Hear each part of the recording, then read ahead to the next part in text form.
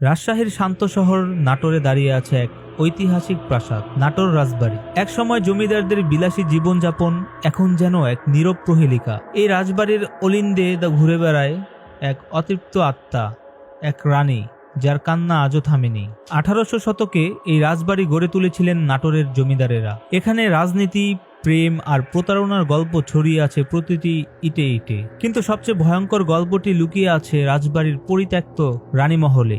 লোককথায় জানা যায়, এক তরুণ নারী যাকে রাজা ভালোবাসতেন না, তাকে বন্দি করে রাখা হতো প্রাসাদের এক গোপন কক্ষে। তিনি ধীরে ধীরে পাগল হয়ে যান এবং এক পূর্ণিমার রাতে তার মৃত্যু হয়, নাকি হত্যা। আজও সেই আয়নার সামনে দাঁড়ালে অনেক পর্যটক দেখছেন এক নারী সাদা শাড়ি পরে দাঁড়িয়ে আছেন, কিন্তু মুখটা দেখা যায় না। স্থানীয়রা বলেন, প্রতিদিন রাতের 12টায় রানীমহল থেকে মৃদু হাসির শব্দ আসে, আর মাঝে মাঝে দরজা আপনা আপনি খুলে যায়, যেন কেউ বাইরে আসতে চাইছে।